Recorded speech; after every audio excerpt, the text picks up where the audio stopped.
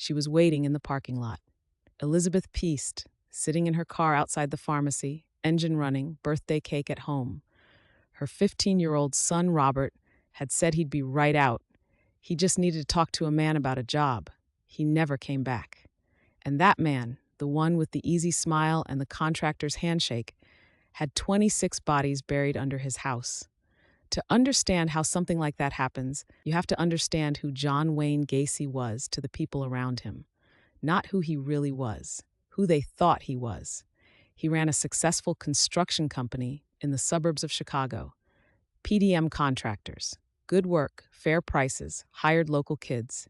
He was a Democratic precinct captain in Norwood Park Township, the kind of guy who organized neighborhood barbecues, who knew everybody's name, who shook hands like he meant it. And then there was Pogo. Gacy dressed up as a clown, painted the smile himself. He'd visit children's hospitals, work charity events, entertain at birthday parties. The community loved him for it. He was even photographed shaking hands with First Lady Rosalind Carter at a political reception. Secret Service had cleared him. Background check and everything. But here's the thing.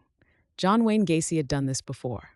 Back in 1968, in Waterloo, Iowa, he'd been convicted of sodomy against a teenage boy, sentenced to 10 years, served 18 months, got out, moved to Chicago, and just started over. New city, new business, new reputation. Nobody in Norwood Park had any idea. And Gacy, he learned something from that first conviction. He learned how easy it was to disappear into respectability. His first known murder was January 2nd, 1972. Timothy McCoy, 16 years old. Gacy picked him up at the Greyhound bus station in Chicago, brought him home, killed him, and then he buried him in the crawl space under the house. That crawl space. 4 feet of darkness beneath a perfectly ordinary ranch home on Summerdale Avenue. Over the next 6 years, it would become a graveyard. Gacy had a method.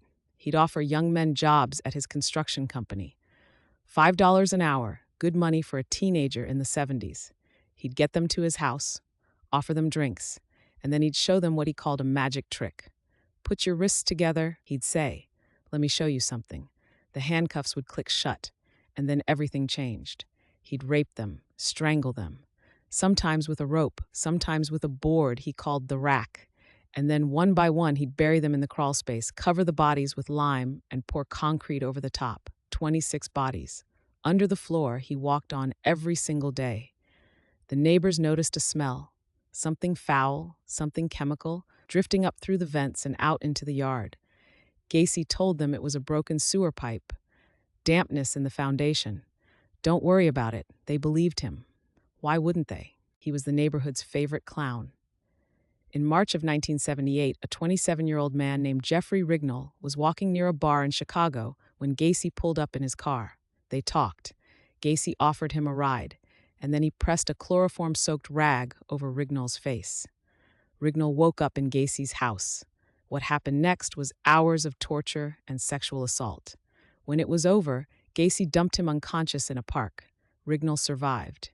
He went to the police. He even tracked Gacy's car himself, sat in his own car near the expressway ramps until he spotted the black Oldsmobile again, followed it, got the license plate. The police took the report, but nothing came of it. Not right away, and the boys kept disappearing. Now sit with that for a second. December 11th, 1978. Nissen Pharmacy in Des Plaines, Illinois. A man walks in, stocky, mid-30s, friendly, and mentions to one of the employees, a 15-year-old kid named Robert Peast, that his company hires teenagers. Good pay. Robert told his mother he'd be right back. She was in the parking lot, waiting to take him home. It was her birthday. That was the last time anyone saw Robert Peast alive. But his mother, Elizabeth Peast, she did something that changed everything. She refused to accept that her son had run away. She called the police that same night, and the Des Plaines Police Department, unlike other departments that had handled earlier missing persons reports, actually listened. They ran Gacy's name, found the 1968 sodomy conviction, got a search warrant for his house. What they found inside didn't include Robert Peast, but it was enough to make their blood run cold. A high school class ring that didn't belong to Gacy, a pair of handcuffs, shackles, driver's licenses with other people's names, and in the kitchen trash, a photo processing receipt from the Nissen pharmacy, Robert Peace's workplace. They put Gacy under 24-hour surveillance, and during that surveillance, Gacy said something to one of the investigators that would later be repeated in the courtroom. Clowns can get away with murder. On December 21st, Gacy was arrested, and in the early morning hours of December 22nd, he sat down with his lawyers and began to talk. "I have been the judge, jury, and executioner of many, many people." He confessed to killing approximately 30 young men. Most of them, he said, were under his house. He drew a map of the crawl space from memory, labeled the locations of each victim like plots in a cemetery. The excavation began. Workers in hazmat suits, breathing through masks, pulling bodies from the dark earth beneath Gacy's house. 26 in the crawl space, 3 more on the property, 4 in the Des Plaines River, including Robert Peace. Gacy tried to explain it away, claimed he had multiple personalities, said there was someone inside him named Jack, Bad Jack, who hated homosexuals and did the killing. He said he'd get drunk, wake up, find a body, and assume he must have done it. The jury didn't buy it. Not for a second. The trial began in February 1980. The prosecution laid out 33 murders, one by one. But the moment that stayed with people, the one the reporters couldn't stop writing about, came from the witness stand.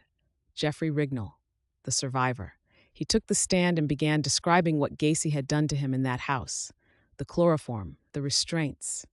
And then mid-testimony, he stopped. He couldn't continue. He vomited right there in the courtroom, in front of the jury, in front of the cameras. He had to be excused. The defense tried to argue insanity. 4 personalities, they said. He didn't know what he was doing. The jury deliberated for 1 hour and 50 minutes. They came back with guilty verdicts on all 33 counts. Gacy sat on death row for 14 years. He was executed by lethal injection on May 10, 1994. His last words reportedly were aimed at the warden. He told him to kiss his ass. But the case didn't end with the needle. Some of the victims have never been identified. Decades later, the Cook County Sheriff's Office is still working on it, using DNA, dental records, tracing missing persons reports from the 1970s. Boys who disappeared and nobody looked for them. Runaways, they said. Drifters. Nobodies. 26 bodies under a house in a neighborhood where people waved to each other over the fence, where a man dressed as a clown and made children laugh, where the smell that everyone noticed was just a broken pipe, right? The thing about John Wayne Gacy isn't that he was a monster hiding in plain sight. It's that he wasn't hiding at all. He was right there, at the block party, at the fundraiser, at the hospital, shaking hands with the First Lady. He was the most visible man on the street, and underneath him, in the dark, in the silence, were the boys that nobody missed.